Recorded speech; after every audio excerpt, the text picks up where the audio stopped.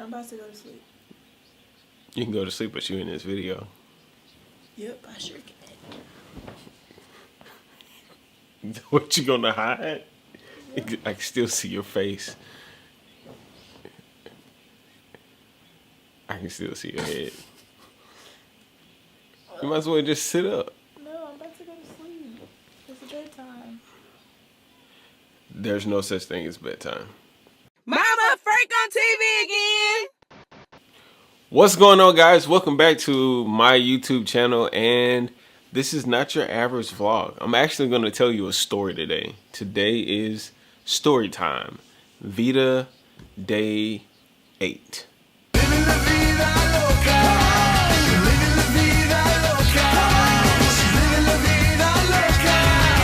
I had to do something different because I know y'all got tired of seeing me sitting in that office every day doing the same thing.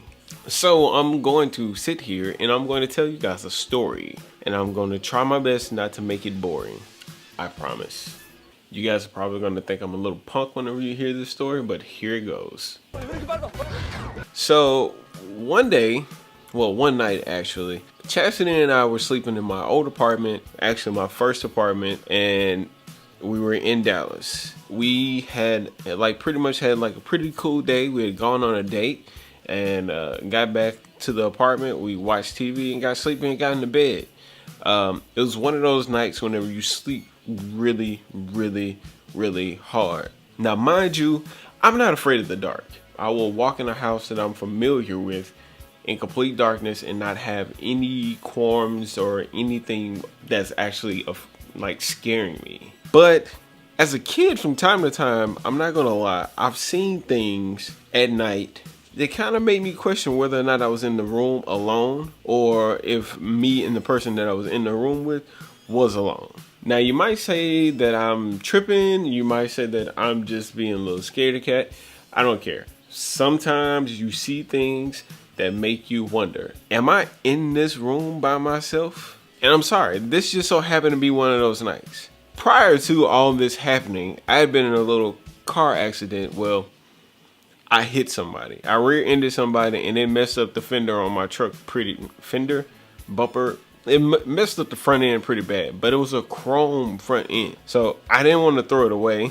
I didn't want to leave it on the back of my truck in the neighborhood that I was living in. So I kept it. I put it in my bedroom and I leaned it up against the wall. I got into bed every night with that chrome thing just sitting up against the wall, not having any problems at all, right? Keep that in mind. Chasity and I go to sleep. We're in the bed. We're sleeping. Sound asleep. I wake up in the middle of the night and there's this big, humongous, tall, black, cloaked thing standing at the foot of the bed. Do you want to know what I did? I screamed so loud to where it woke Chasity up, and I swear to God, she had a small heart attack. I did too. Like, I'm serious. I sit there and I screamed like a little bitch. Watch out, little bitch. Like, seriously, I was terrified. I seriously thought the Grim Reaper was coming to get me. I thought the chick from The Ring was coming to get me. I seriously thought like Bigfoot had broken into my house. It wasn't like a thug, like someone broke into my house about to rob me kind of presence. It was like the presence of a demon. Seriously thought that one of my dead family members came to visit me in my sleep. For a second there, I thought Chasity was standing at the edge of the bed wanting to harm me for some reason. It was an unreal feeling. I felt helpless, defenseless. It was not something that you feel every single day, or the normal feeling that when you wake up, whenever you see something in your room and you're like, if it's here to get me, it's gonna get me and there's nothing that I can do. It was just like a hovering feeling, like it was watching me. I'm dead serious. I'm not making this up. Chasity tells this story all the time, and she tells it in a way of basically me and being scared for my life. I'm sorry. Yeah, that's the story. That's it. I'm sorry. If there was going to be anyone that needed protecting, it wasn't Chasity that night. It was me. I was afraid that the ghost of whatever was coming to get me, and there was nothing that I was going to be able to do to escape this thing. I swear, I thought it was the Grim Reaper. Like, what was I supposed to do? Say, hey babe, the Grim Reaper's here.